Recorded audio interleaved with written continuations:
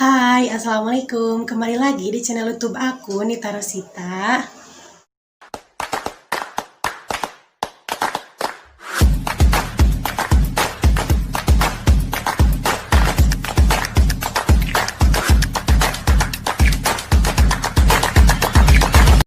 Nah, di video kali ini saya akan menyampaikan tentang spesimen urinalisa. Sebelum membahas lebih jauh, kalian wajib banget untuk subscribe channel ini dengan cara tekan subscribe di bawah yang warna merah dan turn on notifikasinya, dan jangan lupa like, comment, and share ke sosial media yang kalian punya supaya channel aku semakin berkembang. Nah, sesuai dengan thumbnailnya, saya memiliki buku ini yang berjudul Kimia Klinik Seri 1. Nah, ini itu sama banget dengan nomor yang analis kesehatan itu, yang buku saku. Kalian bisa klik aja, itu ada sama. Kalian bisa hubungi nomor itu juga karena ini sama dengan buku itu, tokonya, dan juga nomor WhatsApp yang bisa dihubungi. Pertama-tama kita bahas buku ini dari daftar isi. Nah, dari daftar isinya, kelihatan nggak? Dari daftar isinya, ini mencakup tentang sistem urinaria, dimulai dari letak ginjal, struktur dan bagian-bagian ginjal, sirkulasi darah di ginjal, persarapan ginjal, mekanisme pembentukan urin. Nah, buat pemeriksaan urinalisanya. Nah, buat di dalamnya yang pemeriksaan urinalisa ini terdiri dari hal-hal yang dipengaruhi pada saat pemeriksaan urin. Nah, yang pertama itu urin yang akurat dipengaruhi oleh spesimen yang berkualitas. Yang dimaksudkan adalah spesimen atau sampel yang berkualitas itu dipengaruhi oleh urin itu sendiri. Nah, teman-teman, di sini dijelaskan bahwa sekresi vagina, perineum, dan uretra pada wanita serta kontaminan uretra pada pria dapat mempengaruhi kualitas hasil pemeriksaan laboratorium.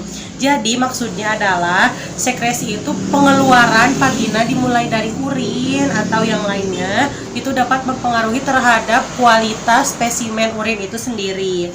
Nah, mukus, protein, sel epitel, dan mikroorganisme dari uretra dan jaringan sekitarnya dapat masuk ke dalam sistem urinaria. Oleh karena itu, pasien perlu diberitahu agar membuang urin beberapa mili pada saat urin pertama keluar. Nah, betul sekali, karena kualitas spesimen yang bagus itu pada saat pengeluaran urin yang pertama itu urin harus dikeluarkan terlebih dahulu. Nah, pada urin pertengahan kalian boleh menampungnya di sampel urin buat diperiksa di laboratorium.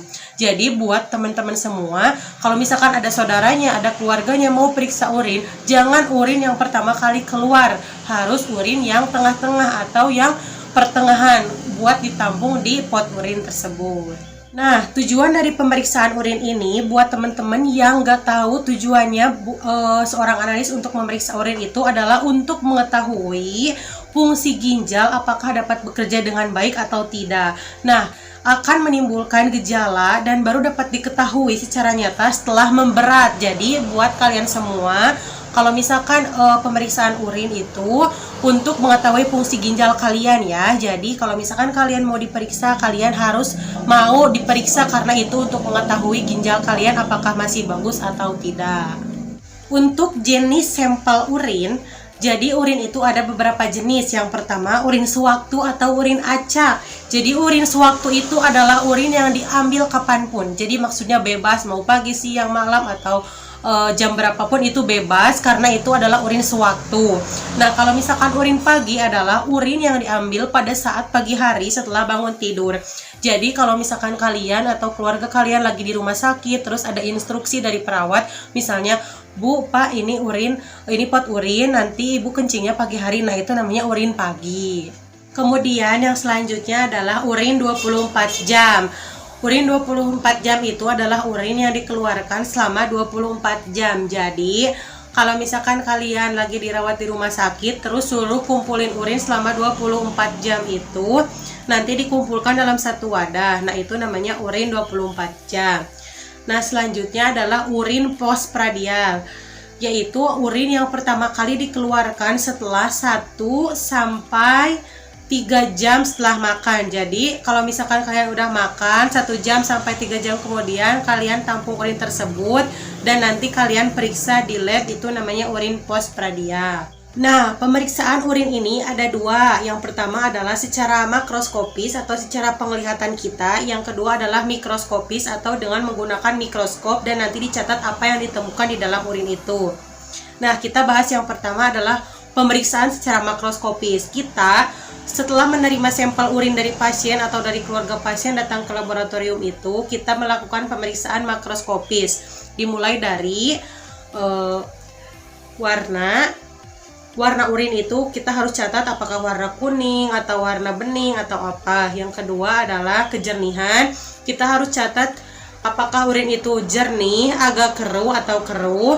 Yang ketiga adalah bau. Kita itu harus bisa membedakan apakah ini baunya khas atau bau berbeda. Nah, terus yang keempat adalah pH. Kita menggunakan dari kertas pH itu, kita celupkan ke urin, kemudian kita lihat pH-nya apakah netral, asam, netral, basa atau asam. Nah, kemudian volume harusnya di pemeriksaan pada saat makroskopis awal, karena kita harus tampung dulu ke dalam yang ada ukurannya gitu. Kita lihat apakah volumenya berapa mili, kemudian kita catat di buku untuk volume urin.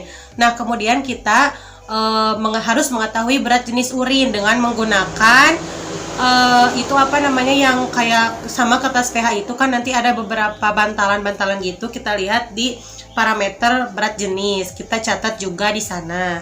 Nah, setelah pemeriksaan makroskopis ada pemeriksaan mikroskopis. Nah, pemeriksaan mikroskopis urin itu kita catat apabila kita menemukan sesuatu di dalam sampel itu pada saat kita melihat di mikroskop. Sebelum melakukan pemeriksaan mikroskopis, kita harus mensentrifusi sampel tersebut. Kemudian kita sedimennya kita buat di preparat dan tutup oleh objek gelas. Kemudian kita lihat di bawah mikroskop, bisa menemukan eritrosit. Nanti saya cantumin gambarnya di sini eritrosit. Nah, setelah itu bisa kita menemukan leukosit. Nanti aku cantumin gambarnya di sini. Nah, setelah itu kita bisa menemukan sel oksalat atau kalsium oksalat. Kemudian kita bisa menemukan sel epitel atau sel-sel yang lain seperti silinder hialin. Nanti aku cantumin di sini.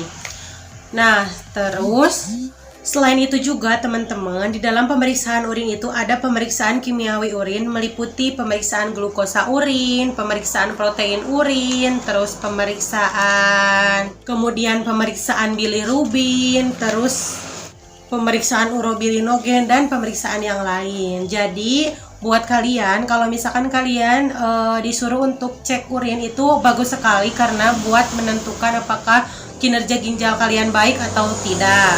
Jadi buat kalian semua, kalau misalkan kalian lagi kuliah atau mau kuliah, aku saranin kalian harus beli buku ini karena biar nanti kalian paham mengenai pemeriksaan urin. Dan ini semua adalah sistem urinaria dan pemeriksaan urinalisa.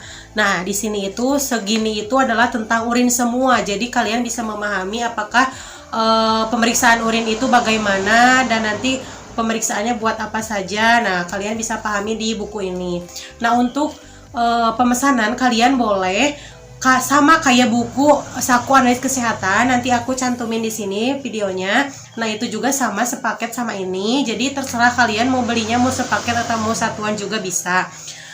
Jadi saya itu udah memiliki buku ini dari tingkat 2. Nah, mungkin segitu saja teman-teman ilmu buat kalian. Semoga kalian bisa memahaminya. Dan buat teman-teman semua, jangan lupa klik subscribe karena aku gak akan bosan untuk mengingatkan kalian buat subscribe channel ini.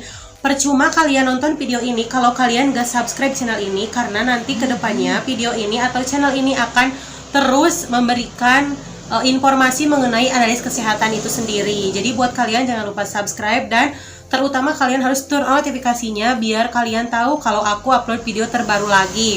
Dan jangan lupa like, komen di bawah dan share ke teman-teman semua kalau misalkan di channel aku ini ada informasi tentang analis kesehatan. Wassalamualaikum warahmatullahi wabarakatuh. Bye bye.